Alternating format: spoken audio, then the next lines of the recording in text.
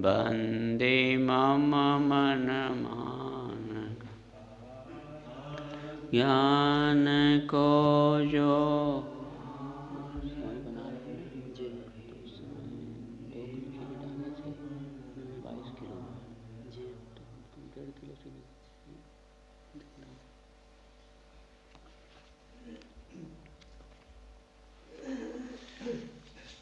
बोलिए सद्गुरु देव की जय।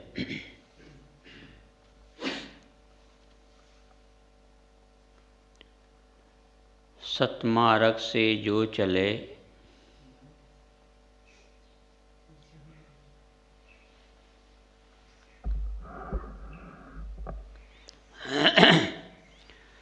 सतमार्ग से जो चले सब दुख का तेहि अंत। जगत सुखन को ध्यान तज दोष दृष्टिगत तंत। सद्गुरु श्री विशाल देव कहते हैं, जो व्यक्ति सतमार्ग से चलता है उसके संपूर्ण दुखों का अंत हो जाता है और वह जगत सुखन का ख्याल यानी उसका ध्यान छोड़ करके साधना मार्ग पर बढ़ता जाता है। ऐसे साधक दोष दृष्टि के बंधनों से मुक्त हो जाता है।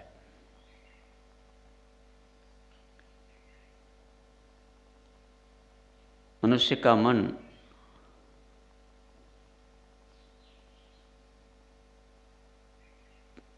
संस्कारानुसार पहले से ही कमज़ोर रहता है, इसलिए बाहरी चाकचक्य को देखकर उस ओर आकर्षित होता है। सद्गुरु कहते हैं, हमारा मन बाहर पांचों विषयों में बहता रहता है और यही असत मार्ग में चलना है। इससे निरंतर दुखों की वृद्धि होती रहती है। परंतु जब हमारा मन बाहर से मुड़कर भीतर में बहने लगता है अर्थात अंतर्मुख होने लगता है, तब हम सन्मार्ग पर चलना आरंभ करते हैं। सतमार्ग से जो चले, सत मार्ग होता है, असत मार्ग होता है। सतमार्ग वह मार्ग जिसके सेवन से, जिसके ग्रहण से जीवन में किसी प्रकार से कोई दुख, कोई परेशानी, कोई चिंता, कोई टेंशन, कोई तनाव, कोई भय न होता हो और दुनिया की जितनी भी चीज़ें हैं आध्यात्मिक दृष्टि से वो भयपूर्ण है, आगमापाई है, छूटने वाला है। यदि उसमें उसके प्रति ज़्यादा लगाव होगा, संग्रह की बुद्धि होगी, छल छद्म की भावना होगी, तो उससे दुखी तो मिलेगा। सद्गुरु कहते हैं ये असत मार्ग है।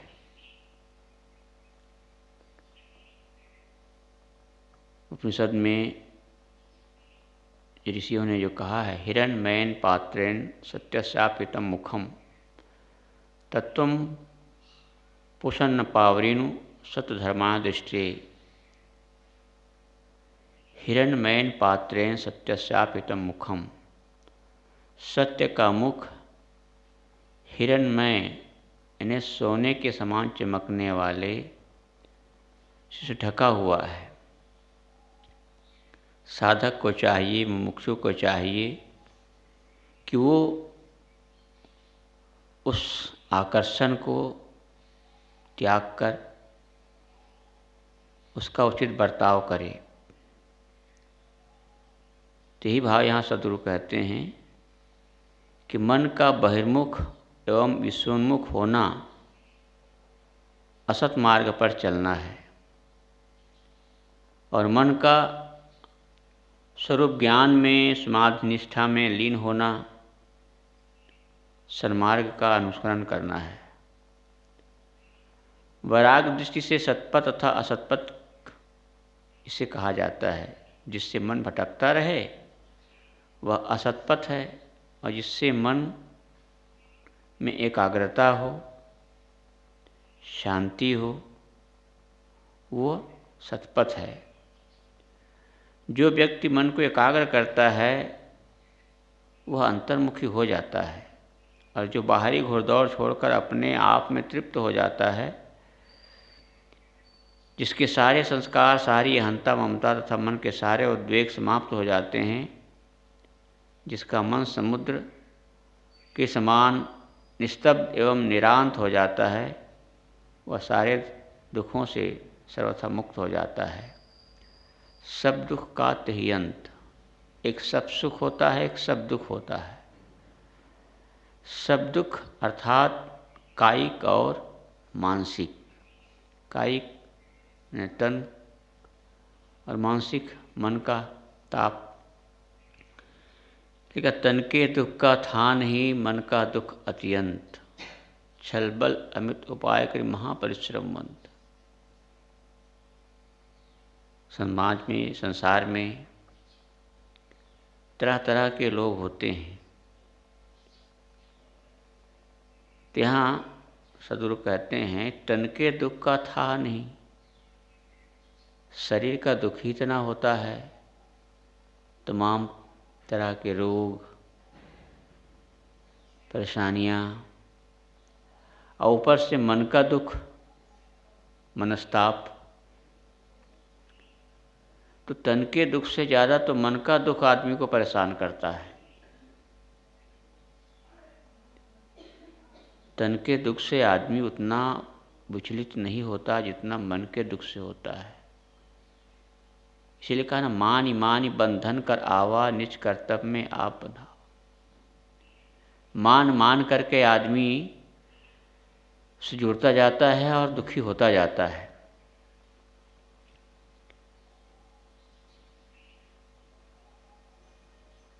जो सांसारिक सुखों के पीछे भटकता है वही क्लेश पाता है। जिसके विचार में यह ठीक जम जाता है कि विषयों में सुख है नहीं, अपितु विषयों की आसक्ति पीड़ा बढ़ाती है। सतगुरु श्री पूरन साहब ने कहा है, निज स्वरूप से भूल भई, तब देखो माया प्रतीत हुई।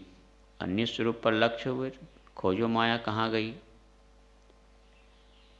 जिस साधक का मन अंतर्मुख हो जाता है, ने आत्मस्वरूप आत्मलीन हो जाता है, उसकी दृष्टि निस्वरूप की ओर होती है, तो फिर उसके लिए माया नाम की कोई चीज़ रह नहीं जाती है।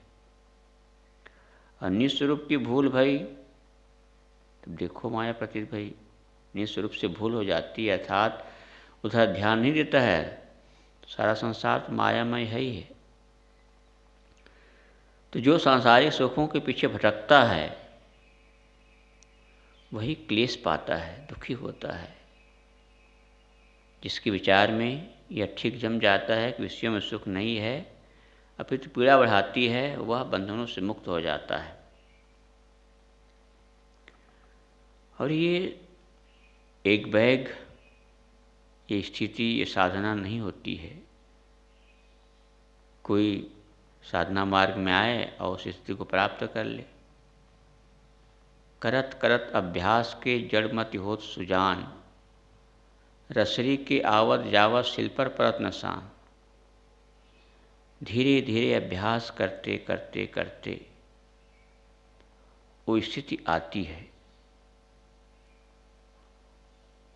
कुछ लोग सन्मार्ग में आते हैं, संत गुरुजनों के पास में आते हैं, कुछ दिन रहते हैं, देखते हैं कि मन की स्थिति तो वैसी ही है, शांत होता नहीं है, तो घबरा जाते हैं और लौट जाते हैं। कहते हैं अरे हमने देख लिया वहाँ जा कर के, वैराग वगैरह कुछ होता नहीं, साधना वाधना कुछ होती नहीं, फालतू की चीज़ें हैं। तो वैराग्य साधना कहीं किसी कोई वस्तु का नाम थोड़ी ना है, कहीं रखी हो उसको उठा लें, ले लें। तो एक मन की एक अवस्था है जिसको बराबर बार बार उसका निरीक्षण करें, मांझते रहें, साफ करते रहें, तो स्थिति आती है। साधारण सी घर में आदमी जब रहता है तो रोज़ उसमें झाड़ू पोछा लगाना पड़ता है। ऐसा नहीं कि एक दिन झाड़ू लगा दिया छोड़ दिया बस वैसे साफ रहेगा, रोज साफ करना पड़ता है। ऐसे ही साधक को चाहिए कि इसका बराबर अनुचिंतन करे, उसका निरीक्षण करे। कहते हैं स्वामी विवेकानंद के पास एक तांबा का पात्र था, वो रोज मांजता था। उनके साधक ने कहा, शिष्य ने कहा, गुरुजी आप रोज क्यों मांजते हैं इसको? अरे सप्ताह में मांज लिया करे, बस हो जाएगा। अब उन्हें कैसे समझाए? उसने उनकी बातों को सुनकर कुछ दिन मांजना बंद कर दिया। क्या ठीक है, एक सप्ताह बाद मांज लेंगे। जब सप्ताह 10 दिन हुआ तब उसने कहा उस साधक से कि जाओ इसको मांझ के लाओ। अब मांझा, क्यों तांबा का बर्तन तो जल्दी उसमें दाग पड़ जाता ना, जल्दी छूटता भी नहीं है। एक दिन 2 दिन ना मांझो तो बेकार दिखता है। तो जब मांझने लगा, आधा घंटा बीत गया, रगड़ता रहा, घिसता रहा। कहा गुरुजी तो साफ ही नहीं होता है। तो मैं इसीलिए तो कहता था रोज मांझना चाहिए। तो ऐसे ही मन का साध भी है, यदि रोज साफ न किया जाए तो आसक्ति की परत जमती चली जाती है। इसलिए थोड़ा सही, धीरे सही रोज हमें उसका निरीक्षण करना चाहिए। बीचक में साहब ने कहा है, थोड़े थोड़े थिरे हो भाई, बिन थम्भे जस मंदिर थम्भाई। थोड़ा थोड़ा करें, जितनी जिसकी योग्यता है, क्षमता है, तो थोड़ा थोड़ा करने से ही वो स्थिति हो जाएगी।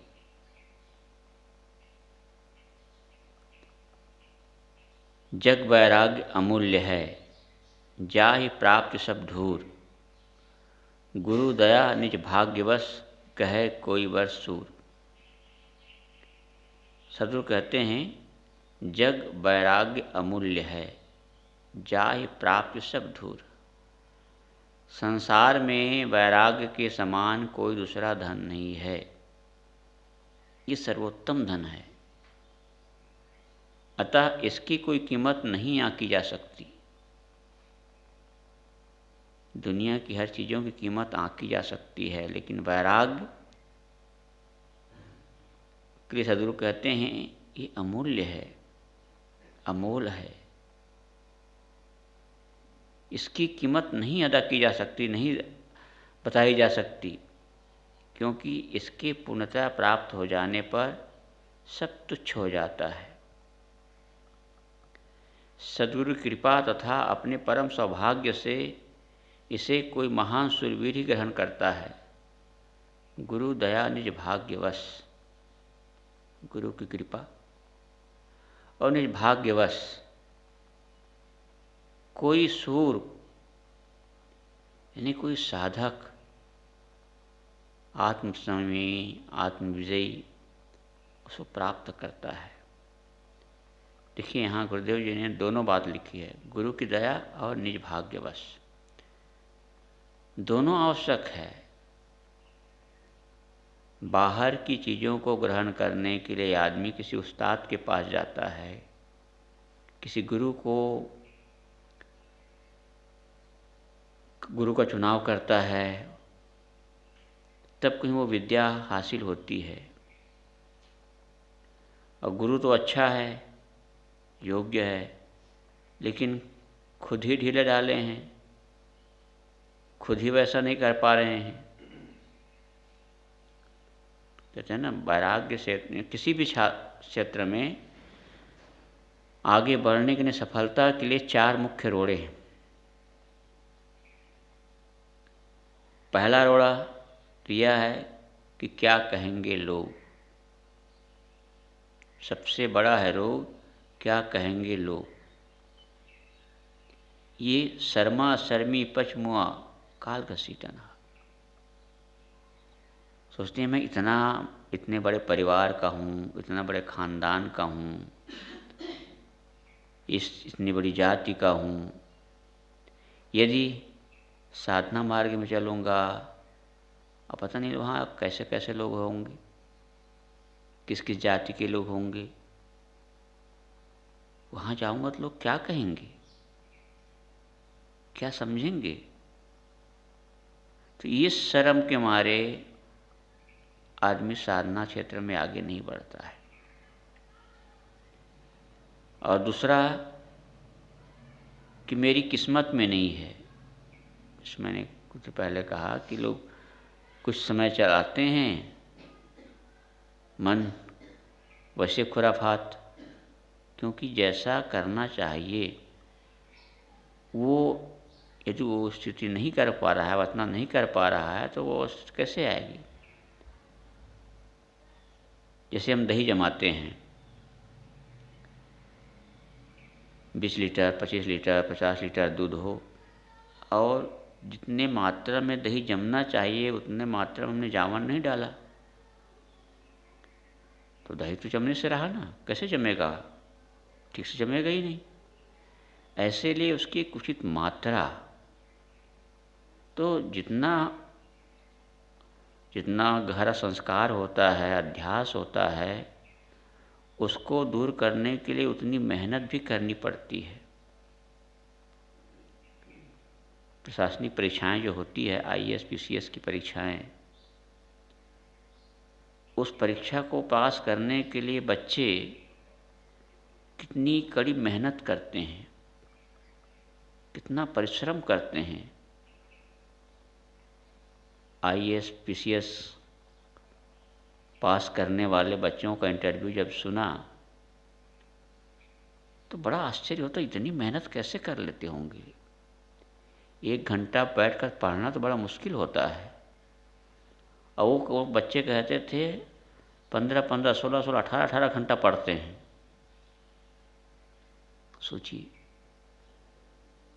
एक जीविकोपार्जन के लिए, उस विद्या को प्राप्त करने के लिए आदमी 18-18, 20-20 घंटा पढ़ता है। अभी कुछ दिन पहले, 4-5 दिन पहले बिहार से 2 सज्जन आए थे। तो दिल्ली में बिजनेस करते हैं, लेकिन बिहार के रहने वाले हैं। तो कह रहे थे कि साहब हमारा लड़का यहीं एयरफोर्स में भी ट्रेनिंग में आया है,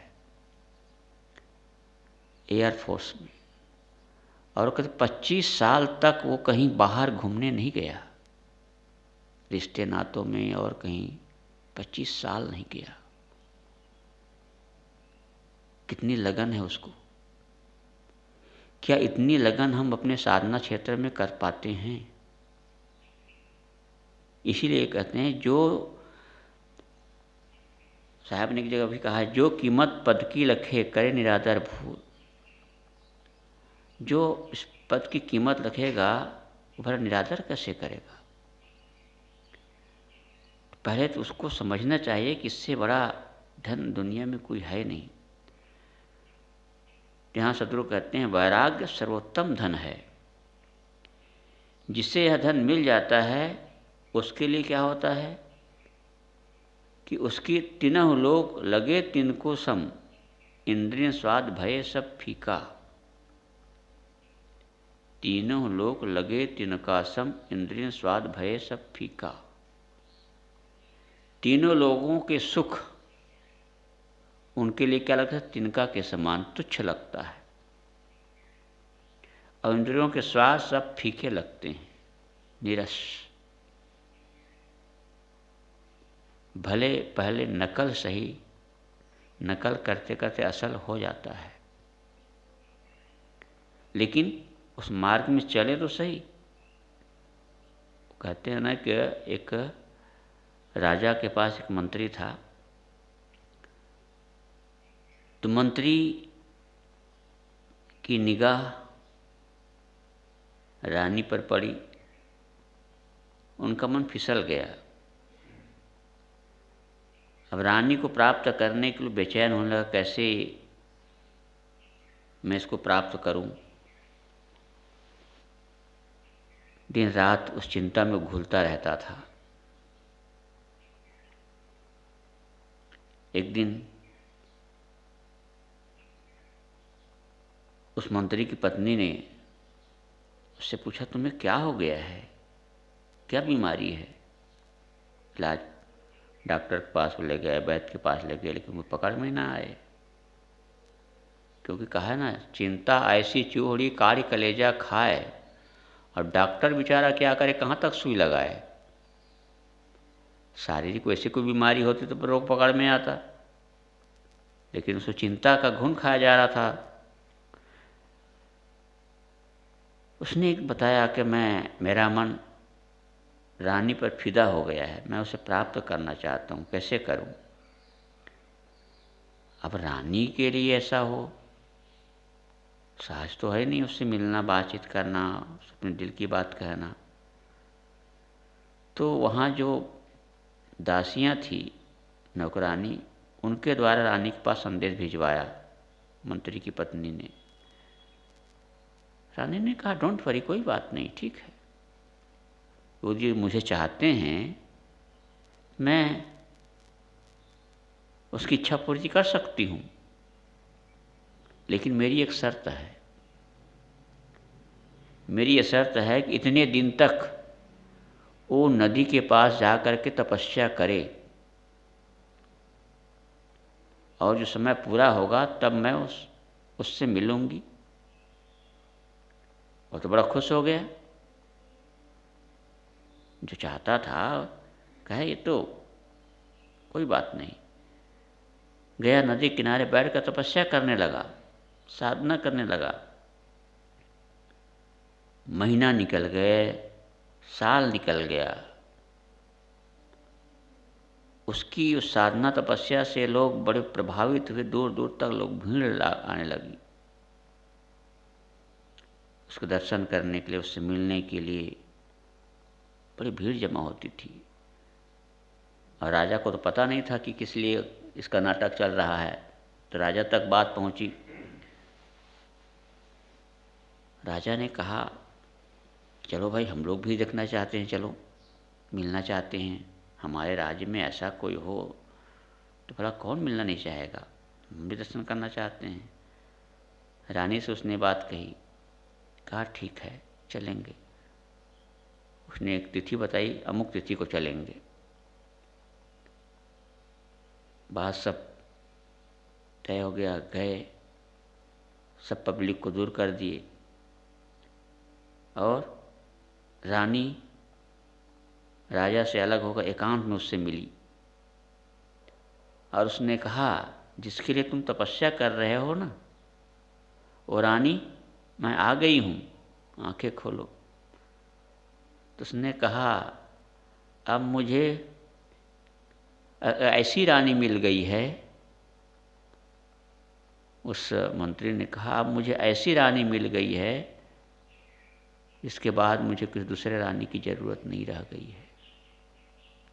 इन्हें नकल करते करते बैठा तो किसी और चीज़ के लिए, लेकिन साधना की गहराई में ऐसा पहुंचा वो कि उसे बाहर सब फीका लगने लगा।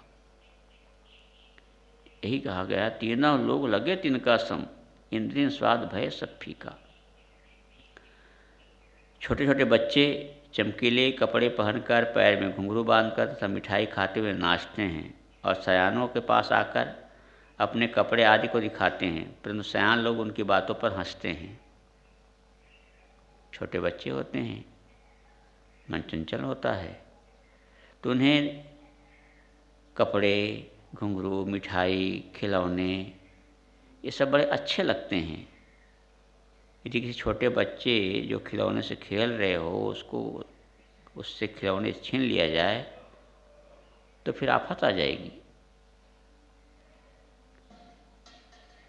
वो रो रो कर हैरान कर देंगे।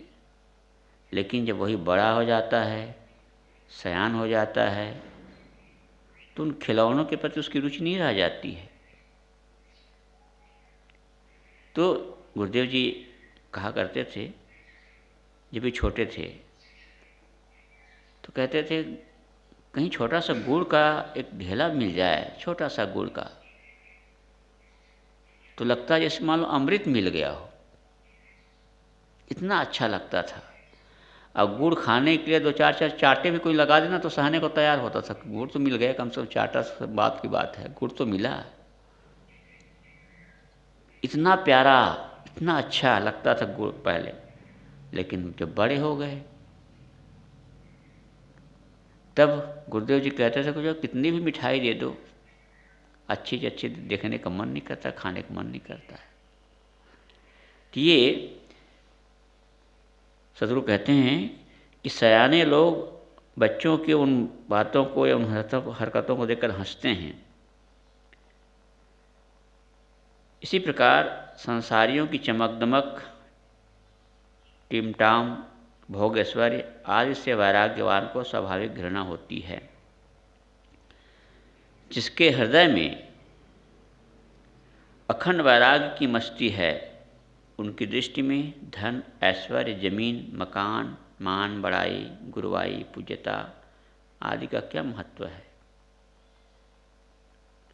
सदगुरु कहते हैं जिनके हृदय में अखंड वैराग्य की मस्ती है, खाते पीते सोते जागते उठते बैठते जीवन की यावत क्रियाओं को करते हुए जो सदैव वैराग्य में ही मस्त रहता है, भला उसे दुनिया की चीज़ों में कहाँ आकर्षण दिखाई देगा।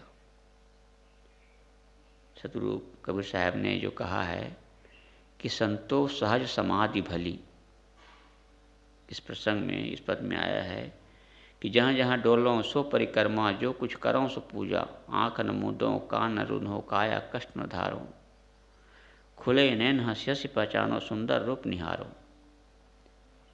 ये वैराग्य की मस्ती की बात है। ऐसे वैराग्यवान साधक जहाँ जहाँ घूमता है मानो परिक्रमा कर रहा है। ये यहाँ सदगुरु कहते हैं कि जिनके हृदय में अखंड वैराग्य की मस्ती रहती है, उनकी दृष्टि में धन, ऐश्वर्य, जमीन, मान, बड़ाई, मकान, गुरुवाई, पूज्यता सब तिनके के समान।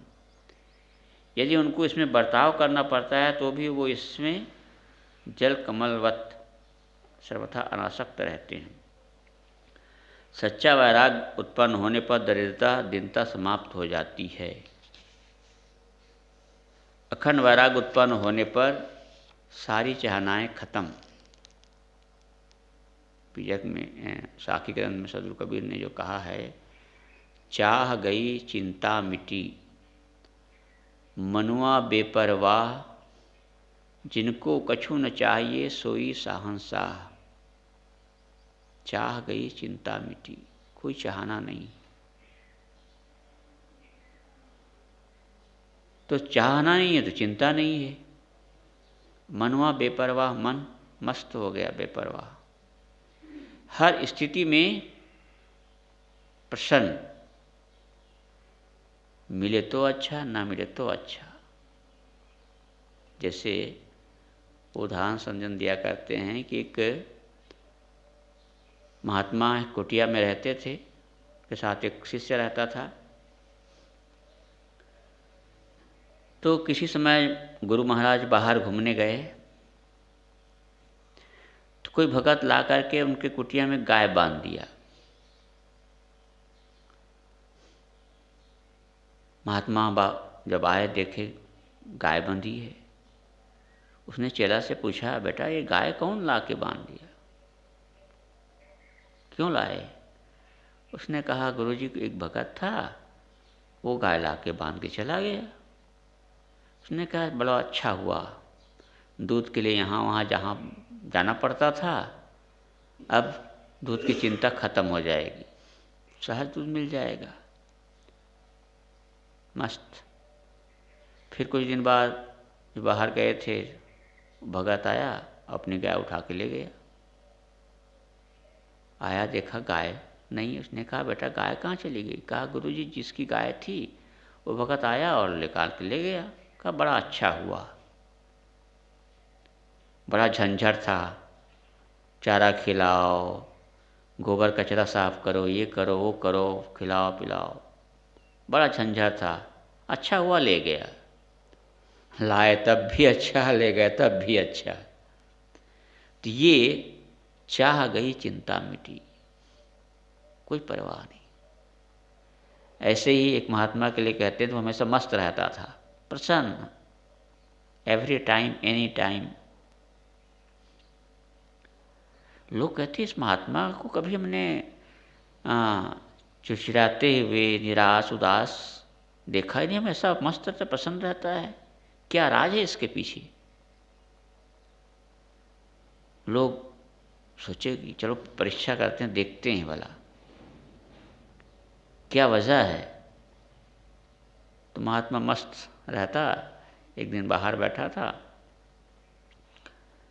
और काफ़ी समय तक उसको कुछ मिला ही नहीं। दोपहर निकलने लगा, ना जलपान न भोजन, कुछ नहीं। वो मस्त होकर के कहने लगा कि वाह खुदा, तूने कितना हमारा ध्यान रखा है, आप कितना ख्याल करते हैं। मैं महीना भर हो गया कभी व्रत किया ही नहीं था, कभी उपवास किया नहीं, आज आपने मेरे लिए उपवास की व्यवस्था कर दी, अच्छा हुआ। रोज़ रोज़ खा खा कर परेशान रहता था, आज व्रत रहूँगा, बड़ा अच्छा। कुछ देर बाद कोई भगत आया और उसके पात्र में कुछ रोटी डाल दिया, चला गया। रोटी देख करके वह फिर वह एकदम खुश हो, वाह वाह क्या आप कितना ख्याल करते हैं प्रभु, अपने भक्त के लिए आपने रोटी की व्यवस्था कर दी, बड़ी भूख लगी थी, अच्छा हुआ रोटी मिल गई। बस ऐसे ही कह रहा था कि कुत्ता आया और रोटी उठा के भाग गया। तो भी मस्त, वाह कितना अच्छा रहा, मिला तो ना मिला तो। ये है, कहने में तो 4 इंच की जीभ लगती हिलती है, स्टेज पर बैठ करके या कुछ कहने में 4 इंच की जीभ हिलती है, लेकिन उस स्थिति में रहने के लिए पूरा जीवन हिलाना पड़ता है, पूरा जीवन लगाना पड़ता है। सदगुरु कहते हैं, उन्होंने जो जिनके हृदय से ये उद्गार निकला है,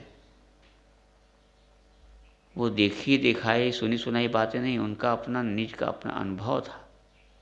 तब उसने कहा, चाह गई चिंता मिटी, मनवा बेपरवाह। दूर की बात नहीं, गुरुदेव जी के जीवन को देखे ही हम लोग, कितना उतार चढ़ाव आता था, कितनी विषम परिस्थितियाँ रही। जब इस आश्रम की स्थापना की गई प्रीतम नगर में, तो गुरुदेव जी बताते हैं कि आटा नहीं रह पाता था, कभी कभी बरसात होती थी, बर्तन का तो ठिकाना ही नहीं, ठीक ठाक से बर्तन रहते नहीं थे, एल्युमिनियम के बर्तन रहा करते थे, वो भी बहुत थोड़े में। आटा नहीं रहता था, कभी कभी ऐसा समय आता मेहमान आ गया तो जो आटा रहता था थोड़ा मोड़ा उसको बचा के रखते थे कि मेहमान आ जाए उसको खिलाने के लिए। तो खुद जो रहते थे आश्रम में संत, तो उनके साथ गेहूँ उबाल करके खाते थे। ये स्थिति, ये समय तो तब भी अच्छा था, अब भी अच्छा रहा। कई बार सफ़र में गाड़ियाँ कई कई घंटे लेट हो जाती थी। हम लोग तो बड़े परेशान हो जाते थे कि गुरुजी इतने घंटे लेट हो गए, गाड़ी कैसे करेंगे, क्योंकि उतना राह खर्चा रखते नहीं थे।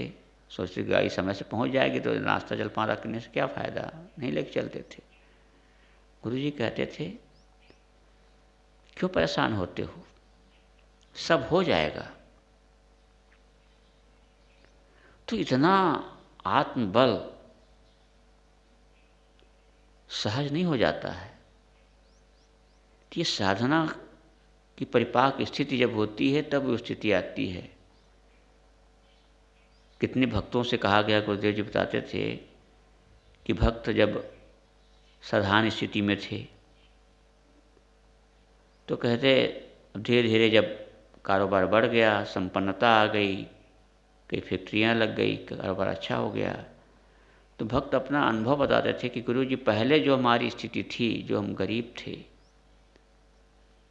रहने को ठीक से मकान नहीं, खाने को ठीक से अन्न नहीं, वो समय जितना हम सुकून में थे आज वो सुकून नहीं रह गया है। आज तो तमाम चिंता टेंशन बढ़ गया है। तो सदगुरु कहते हैं चाह गई चिंता मिटी, मनवा बेपरवाह, जिनको कछु न चाहिए सोई साहंसा। श्रीमद् भागवत में वो जो मंत्र है, दरिद्रो असंतुष्टः कृपणो योजितेन्द्रियः गुणेश सक्त धीर्यसो गुण संगो विपर्ययः। भागवतकार कहते हैं दरिद्रो यश संतुष्टः, यानी दरिद्र कौन है जो असंतुष्ट है। दरिद्र कौन है जो असंतुष्ट है। यहाँ ये नहीं कहा कि जो गरीब है, दरिद्र वह नहीं है जो गरीब है, ये नहीं कहा गया। दरिद्र वह है जो असंतुष्ट है। यानी कोई राजा बादशाह भी हो, यदि वो असंतुष्ट है, संतोष नहीं है, संतुष्ट नहीं तो दरिद्र है। और कोई गरीब है, प्राप्त चीज़ों में उसे संतोष है, तो समझ लो बादशाह है वो। कृपण वह है जो इंद्रियजित नहीं है। बलशाली स्वतंत्र और ईश्वर वह है जो विषयों से विरक्त है, और इसके उल्टे जो विषयों में आसक्त है वह असमर्थ है, गुलाम है।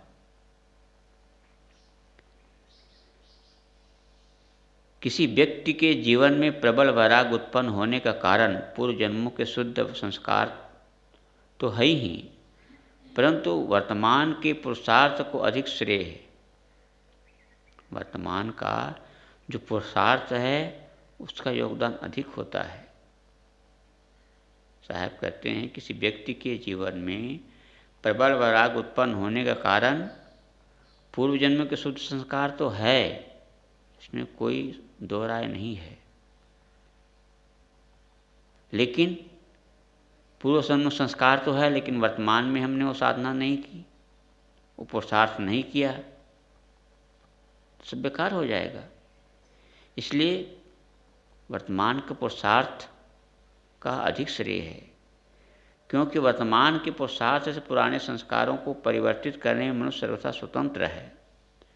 जो धन, स्त्री, पुत्र, मान, बड़ाई आदि पांचों विषयों की आसक्ति को त्याग करने में शूरवीर है, वह विवेक वैराग्य संपन्न सद्गुरु संतों के सत्संग द्वारा शुद्ध वैराग्य को धारण कर लेता है। इसीलिए ये कहा जाता है कि चित्र की नहीं चरित्र की पूजा होती है, कैरियर की नहीं कैरेक्टर की पूजा होती है।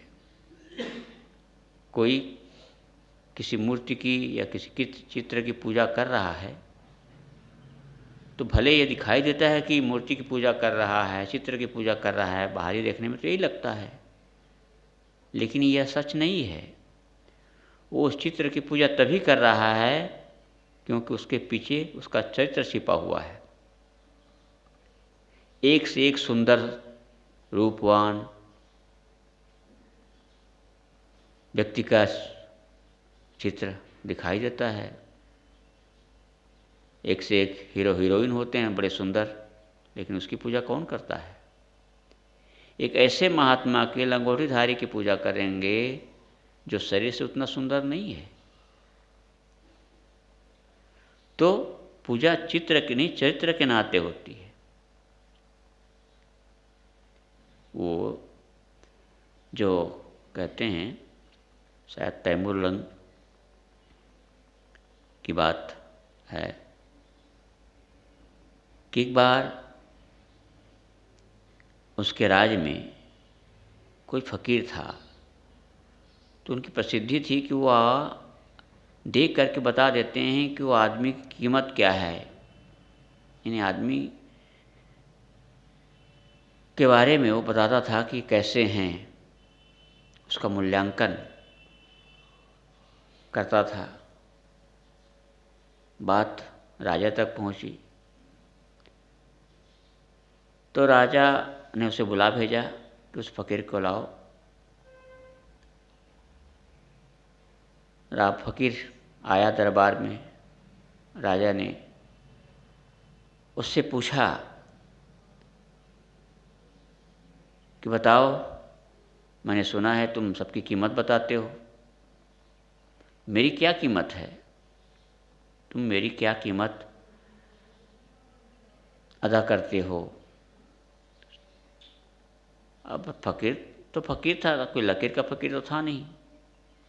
ये साहब ने कहा, जय मरने से जग डरे मेरो मन आनंद, कब मरी हूँ कब पाई हूँ पूरन परमानंद। जिसे अपने शरीर के प्रति, देह के प्रति कोई आसक्ति नहीं हो, कोई मोह ना हो, उससे मौत का क्या डर? तो जब उसने पूछा बताओ मेरी कीमत क्या है, तो उसने कहा बेधड़क होकर, बिंदास होकर के, निर्भीक होकर के कहा, राजन तुम्हारी कीमत तो मात्र 4 असरफी है। अब सुनकर के तो आग बबूला हो गया। मैं सम्राट हूँ, राजा हूँ, और तुम मेरी कीमत मात्र 4 असरफी कहते हो? अरे इतनी तो मेरी साल की कीमत है, जितना मैं ओढ़ा, जो साल मैं ओढ़ा हूँ उतनी कीमत मेरे साल की है। कहा, राजन आपने ठीक सुना, मैं आपके साल की कीमत बता रहा हूँ, समझिए। कहा, मेरी साल की इतनी कीमत, तो मेरी कीमत क्या है? तो उसने कहा, तुम्हारी कीमत 2 कौड़ी की भी नहीं है। 2 कौड़ी की भी नहीं। कहा, जिसके अंदर इतनी क्रूरता हो, हिंसा हो, क्रोध हो, जो लोगों को लूटे, मारे, सताए, उसकी भला क्या कीमत हो सकती है? ये सतगुरु कहते हैं, भागवतकार कहते हैं, दरिद्रो असंतुष्टा कृपणो यो जतीन्द्रिया गुणे सशक धीर्य स गुण संगो विपर्या। यानी दरिद्र वह है जो असंतुष्ट है, कृपण वह जो इंद्रिय जीत नहीं है। किसी व्यक्ति के जीवन में प्रबल वैराग उत्पन्न होने के कारण पूर्व जन्म के शुद्ध संस्कार के साथ साथ वर्तमान का पुरुषार्थ अधिक माने रखता है। जो साधक एक रस वैराग साधना का अभ्यासी है, वह दिन प्रतिदिन सबसे अनासक्त हो जाता है। जो साधक एक रस वैराग साधना का अभ्यासी है, वह दिन प्रतिदिन सबसे अनासक्त हो जाता है। रोज रोज रोज जो इसमें लगता है, चाहे गृहस्थ ही क्यों ना हो, थोड़ा थोड़ा यदि वह भी इसके लिए समय निकालता है, तो वह भी एक दिन बड़ा साधक बन जाता है। कितने ऐसे गृहस्थ हैं, चाहे देवी हो चाहे सज्जन हो, वो एक नियम बनाता है जैसे मुसलमानों में एक नियम, उनका एक नियम होता है 5 वक्त नमाज पढ़नी है तो पढ़नी है, चाहे जैसा सिचुएशन उपस्थित हो, लेकिन वो अपना नियम का पक्का होता है। ट्रेन में सफ़र करेंगे, नमाज पढ़ने का समय हो गया तो नमाज पढ़ेंगे। वो किसी जगह पर जाकर चादर बिछा लेंगे, पढ़ेंगे, वो छोड़ेंगे नहीं। गुरुदेव जी का कार्यक्रम सहारनपुर में था, साथ में मैं भी था, तो हमारा सत्संग प्रोग्राम चल रहा था। गुरु जी बोल रहे थे, कुछ वहाँ मुसलमान अधिक है उस क्षेत्र में, तो सत्संग में मुसलमान लोग भी आए थे। तो उसमें से जो मुसलमान थे बीच में से उठ करके कुछ दूर गए और एक कपड़ा साफ़ी बिछाए, उस पर बैठ करके नमाज पढ़ने लग गए। तो ये उनकी भावना। तो ऐसे ही जो साधक या गृहस्थ भक्त इस भाव को समझ लेता है, जान लेता है, वो धीरे धीरे अपने साधना में अग्रसर होता जाता है। थोड़े थोड़े धीरे हो भाई, जैसे मैंने भी कहा, बिन थंबे जैसे मंदिर थम भाई, थोड़ा थोड़ा। और ध्यान नहीं देने से ज़िंदगी बीत जाती है। इसीलिए तो कहा जाता है ना, कोई कितने साल जीवित रहता है वो मान नहीं रखता। 100 साल की ज़िंदगी भी आदमी काम नहीं आती, 4 दिन की ज़िंदगी में आदमी अपना काम कर लेता है। जैसे कहते हैं, बड़ा रोचक उदाहरण कि एक भक्त के घर में कुछ मेहमान आए, और मेहमान ऐसे घुमंतु मेहमान, आलसी कहना चाहिए, जहाँ जाए खाने पीने को मिल जाए बढ़िया से। स्वाभाविक है, कोई आदमी किसी के मेहमानी जाता है, मेहमान होता है, तो उसका ठीक से स्वागत सत्कार होता ही है, लोग करते हैं अपने अनुसार से। तो लोग गए 3-4 लोग, अब खूब बढ़िया उसका स्वागत होगा। अब कितने दिन तक स्वागत करेंगे? 1 दिन, 2 दिन, 4 दिन? रोज रोज वही हलवा पूड़ी थोड़ी कोई खिलाएगा, मालपुआ खीर रबड़ी मलाई थोड़ी कोई खिलाएगा। 1-2 दिन खिलाए। उसके बाद गिरिपति ने सोचा ये कब जाएं ये लोग। पूछे, बातचीत होने लगी, तो उसमें से एक ने कहा, भाई अब रहना ठीक नहीं है। गिरिपति ने अपने पत्नी से कहा, देखो अब रोज रोज ऐसा करना ठीक नहीं है, अब थोड़ा सा कम कर दो, स्वागत में थोड़ी कमी आनी चाहिए। तो रोज जो खिलाते थे 1-2 दिन, रोटी में घी लगा देते थे, दही खिलाते थे, दाल भात रोटी सब्जी। तो उसने कहा घी मत लगाओ, सादा ही बनाओ। सादा आया तो एक ने कहा, भाई अब थोड़ा ठीक नहीं, चलना चाहिए यहाँ से। 3 ने कहा, अरे इतना मिल रहा है, कम है क्या? ना गोड़ना, ना जोतना, ना खेती बाड़ी कुछ करना, ना ईटा पत्थरा को कोई धोना, बैठे बैठे मिल रहा है, कम बड़ी बात है आज के ज़माना में। तुम्हें जाना हो जाओ, हम लोग तो रहेंगे। एक चला गया, 3 रह गया। तो उसने गिरिपति ने कहा, एक तो चला गया, 3 रह गया। फिर अपने पत्नी से कहा, देखो ऐसा है, अब दाल भात रोटी सब्जी जो बनाते हैं ना, उसमें दाल कम कर दो, मत बनाओ, केवल रोटी सब्जी। ने कहा दाल कम बंद कर दिया, दाल भात रोटी सब्जी भात। फिर कहा देगा, देखो भाई अब चलना चाहिए, स्वागत में कमी आ रही है। उसने कहा, अरे कम से कम दाल भात रोटी तो मिल रही है। एक तीसरा फिर चला गया, 2 बज गए। ऐसे ही गिरिपति ने फिर कहा, फिर कम करो, केवल रोटी या सब्जी बनाओ। रोटी सब्जी बनाए। फिर कहा अब ज़्यादा ठीक नहीं है। एक ने फिर चला गया। अब 1 बज गया। ने कहा अब इसको कैसे भगाएं करें। तो गृहपति ने उसने कहा देखो भाई, ऐसा है हमारा एक जगह बहुत ज़रूरी काम है, वहाँ जाना है। तो उसने कहा कोई बात नहीं, आप हो आइए, आपका घर हमारा ही घर है। अब वो तो सोचा था ऐसा कहेंगे तो चला जाएगा, लेकिन अब जाने का नाम नहीं। गृहपति ने अपनी पत्नी से सलाह लिया अब क्या करें। फिर उसने कहा देखो ऐसा करते हैं, दोनों ने प्लान बनाया कि मैं तुम्हें जब दीवार को पीटूंगा तब तुम रोने की नकल करना,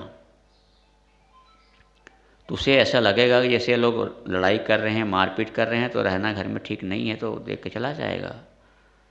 तो रात हुई और गृहपति ने दीवार को पीटना शुरू किया। अब वो रोने लगी,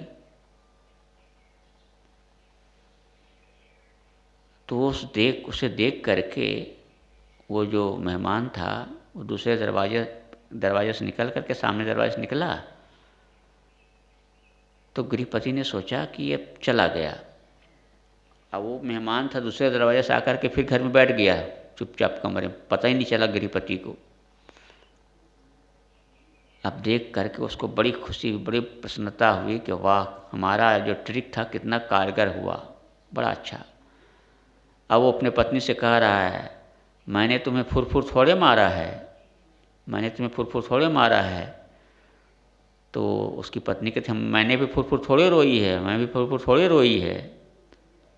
अभी जब दोनों ऐसा कहने लगे मैंने फुरफुर थोड़े मारा हो, मैं फुरफुर थोड़े रोई, तब निकल के वो भी कहता मैं फुरफुर थोड़े गया हूँ, मैं भी फुरफुर थोड़े गया हूँ, मैं भी घर में बैठा हूँ, गया थोड़े हूँ मैं भी। तो ये है फुरफुर, यानी सही सही ईमानदारी पूर्वक यदि हम अपने अंदर के दोषों को, कमियों को, बुराइयों को, संस्कारों को दूर नहीं करेंगे तो सफलता नहीं मिलेगी। तो सद्गुरु कहते हैं कि जो साधक एक रस वैराग्य साधना का अभ्यास करता है वह दिन प्रतिदिन सबसे अनासक्त हो जाता है। सभी आसक्तियाँ एक ही दिन में नहीं खत्म हो जाती। दीर्घ काल के अभ्यास के प्रबल वैराग्य जब उत्पन्न होता है तब सारे भ्रम समाप्त हो जाता है। इसलिए किसी भी साधक को, चाहे गृहस्थ हो चाहे विरक्त हो, विरक्तों का तो यही काम ही है, तो मन में ये हताशा नहीं होनी चाहिए कि इतने दिन हो गया, जैसी सफलता मिलनी चाहिए नहीं हो पा रही है। गुरुदेव जी जो कहते धीरे सही लेकिन सही दिशा में चलें, घबराए ना, उकताएं ना, तो एक दिन अवश्य वो स्थिति आएगी। इसीलिए किसी ने जो कहा है कि लक्षण ओझल होने पाए, कदम बढ़ाता चल, मंजिल तुम्हारी कदम चूमेगी आज नहीं तो कल। जो लक्ष्य, गोल, मंजिल हमारा ओझल न होने पाए, सामने रहे, और फिर साधना अभ्यास करते चलें। तो कहने वाला कहता है लक्षण ओझल होने पाए, कदम बढ़ाता चल, मंजिल तुम्हारी कदम चूमेगी आज नहीं तो कल। एक न एक दिन वह समय, वो स्थिति अवश्य प्राप्त होगी। बस आज का संदर्भ है। बोलिए सद्गुरु देव की जय। देव तुमको वंदन है, गुरुदेव वंदन।